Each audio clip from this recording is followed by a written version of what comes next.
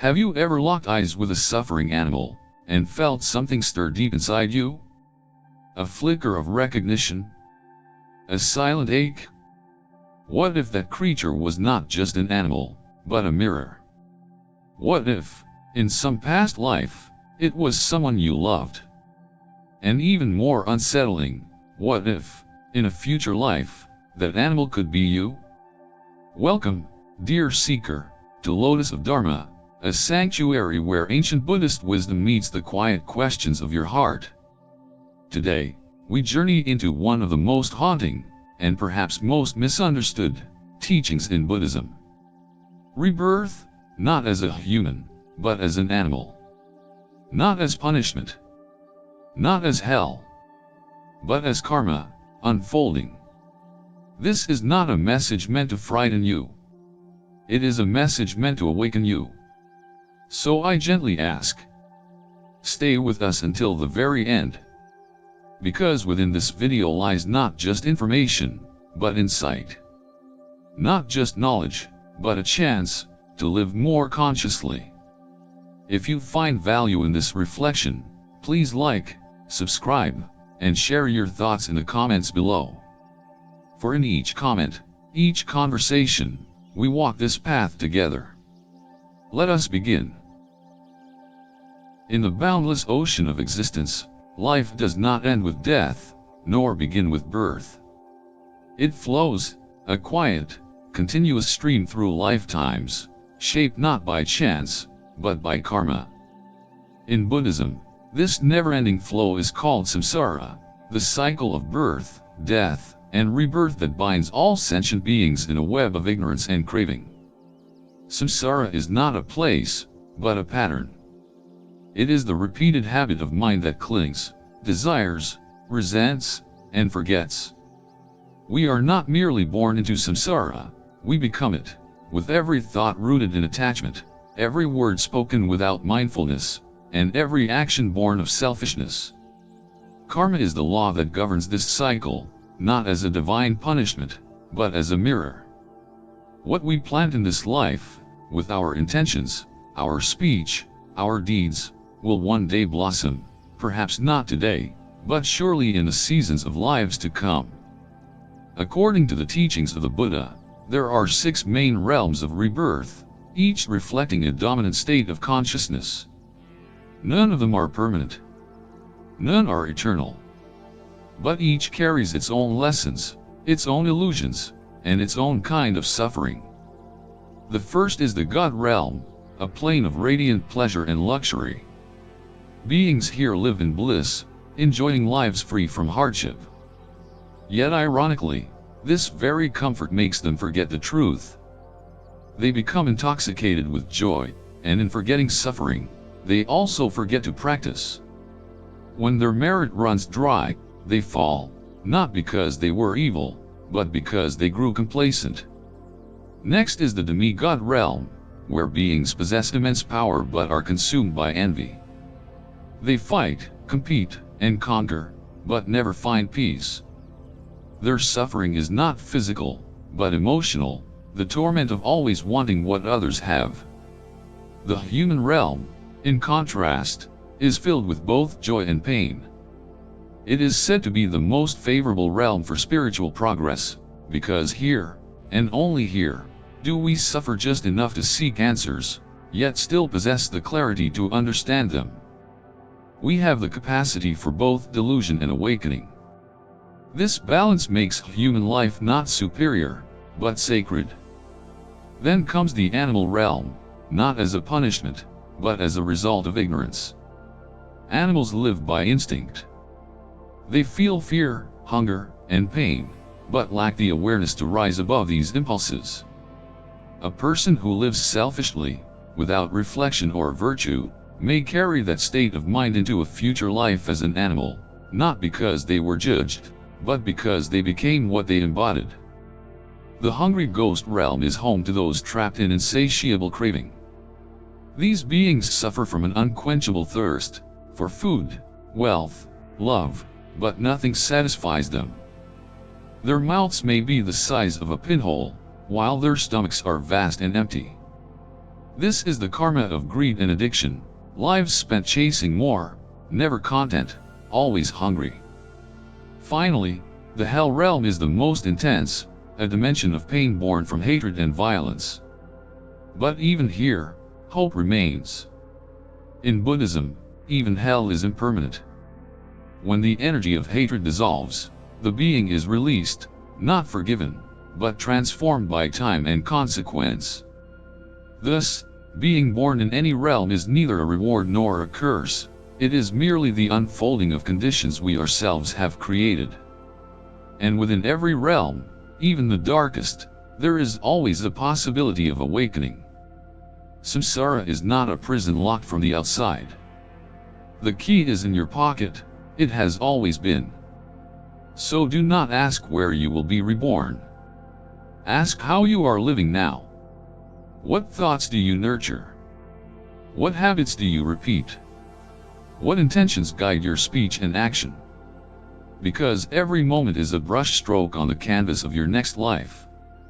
And the masterpiece, or the mess, is entirely your own. And so, the wheel of samsara continues to turn, not by some external force, but by the quiet momentum of our own minds. Each realm reflects a particular state of consciousness, a flavor of karma matured into form. But among these, the animal realm often draws the most curiosity and concern.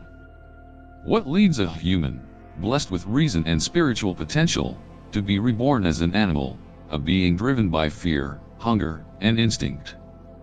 Why would the luminous clarity of human awareness dim into the limited consciousness of a creature who cannot question its own suffering? To understand this, we must look not with judgment, but with compassion, and see karma not as punishment, but as the honest echo of how we have lived. Let us now gently explore what causes the descent into the animal realm, and what this teaching reveals about the dangers of ignorance, habit, and the misuse of our precious human life. To be reborn as an animal is not a punishment inflicted by some celestial judge. It is not a divine sentence.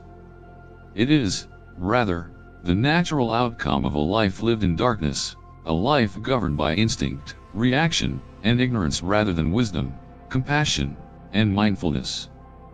The Buddha taught that the animal realm is characterized by delusion. Beings in this state live in constant fear or survival mode. Their lives are dictated by hunger, territory, mating, or hiding. Rarely do they pause. Rarely do they reflect.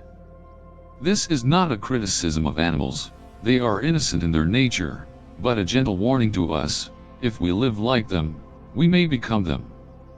A human who spends their life consumed by desires, seeking only comfort, sex, food, or sleep, without ever questioning the purpose of life, gradually shapes a consciousness that mirrors that of the animal realm. Similarly, a person who acts out of blind anger, aggression, or instinct, who harms others without remorse, sinks deeper into the vibrations of unconsciousness.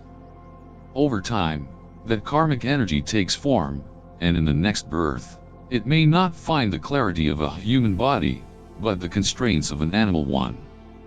Let us be clear, this is not punishment. It is resonance.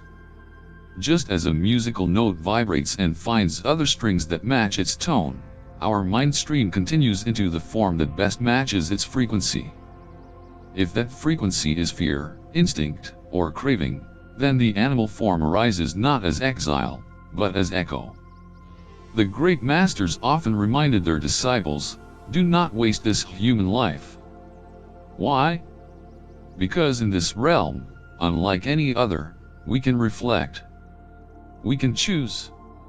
We can pause before we speak, consider before we act, and transform our habits of mind. The animal realm does not offer that spaciousness. It is a life of reaction, not reflection. This is why the Buddha regarded heedlessness, the absence of mindfulness, as a great danger. When we stop examining ourselves, when we live automatically, when we follow the crowd blindly, we are not living as human beings, we are rehearsing for another form. Day by day, we become what we practice. If we practice greed, we become the hungry. If we practice hatred, we become the violent. If we live like a beast, we may return as one. But there is hope in this teaching. For just as the descent is possible, so too is the ascent. Even within this very moment, we can change direction. By planting seeds of compassion, awareness, generosity, and restraint, we water the conditions for a future that is brighter, not only for ourselves, but for all beings.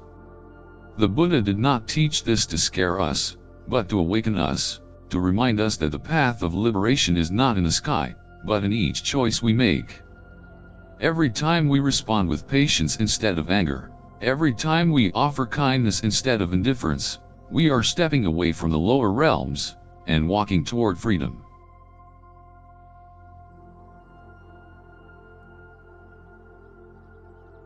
Among the many tales preserved in the Jataka, the stories of the Buddha's past lives, there is one that speaks with quiet depth about transformation, even in the lowest forms of existence.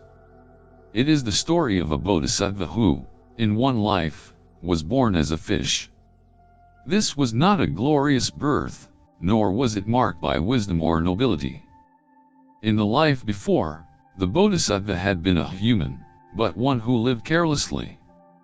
He had been idle, indulging in pleasures, eating without thought, sleeping without purpose, wasting the precious potential of a human life. The seeds he planted were not evil, but they were soaked in ignorance and sloth. And so, when that life ended, those karmic patterns ripened, and consciousness found its next home in the body of a fish. Now, one might assume that in the form of a fish, driven by fear, swimming in muddy waters, concerned only with survival, there could be no space for spiritual growth. But karma, while firm, is not cruel.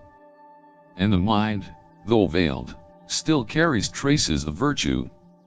Even as a fish, the bodhisattva began to notice. He moved more slowly.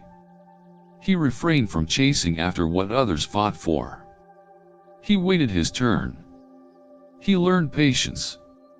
Not from teachings, not from books, but from the quiet language of experience.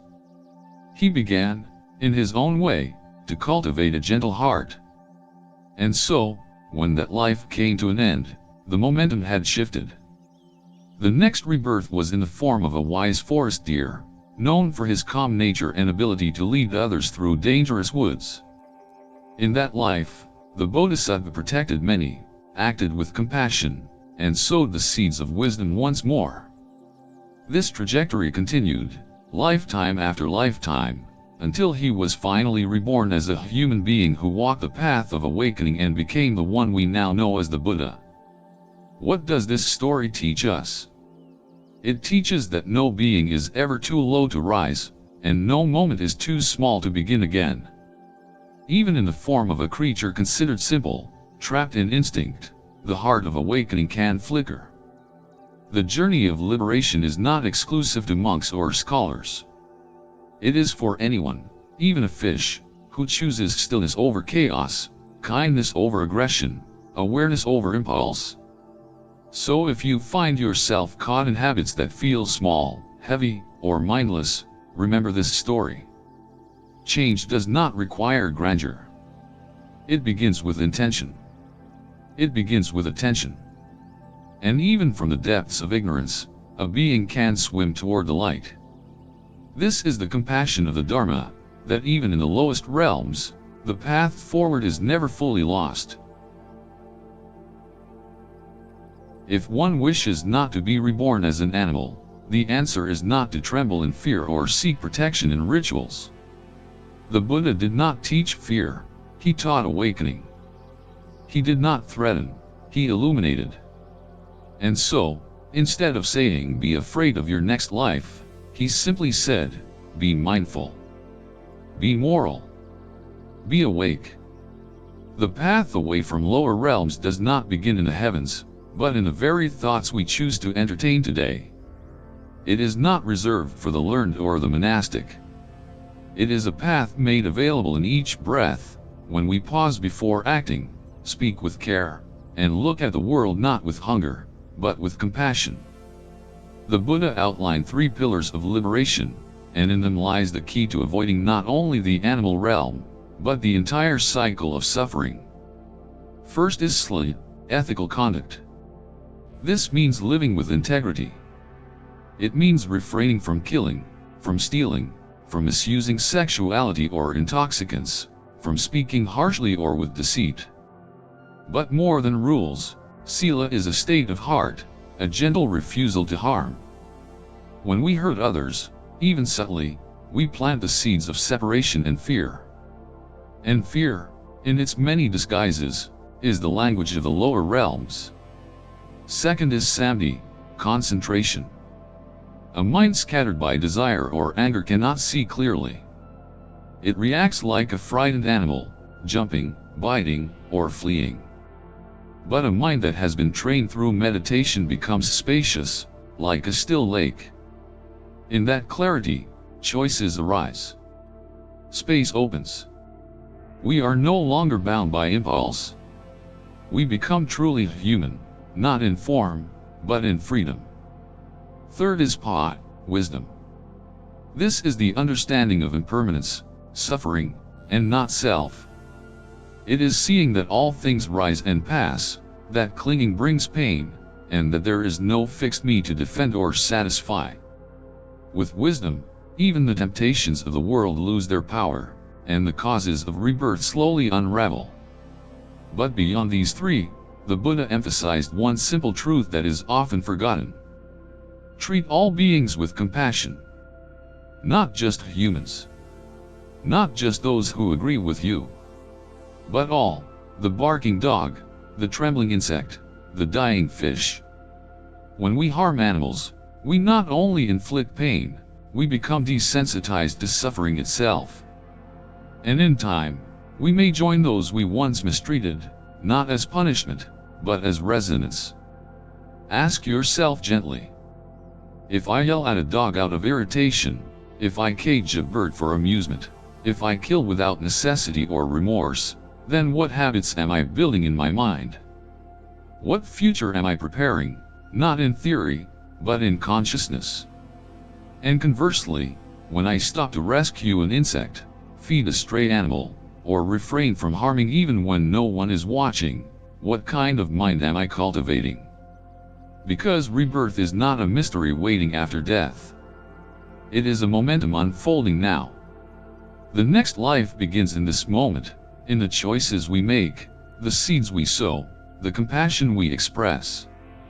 And so, if you wish not to return as an animal, do not fear the animal, awaken the human within you. Live uprightly. Think kindly. Speak truthfully. Sit silently. And above all, love all beings as if they were your own continuation, because in truth, they are. In the end, it is not fear that transforms us, it is understanding. The Dharma does not ask us to tremble before the idea of rebirth, nor to obsess over where we might go when this body turns to dust. Instead, it invites us to look gently and honestly at how we are living now. Because rebirth is not written in the stars. It is etched quietly into the fabric of our everyday habits, in the tone of our voice, the intent behind our actions, the thoughts we entertain when no one is watching. You don't need to worry about whether you'll return as an animal, or a ghost, or a human again. Worry never purified the heart.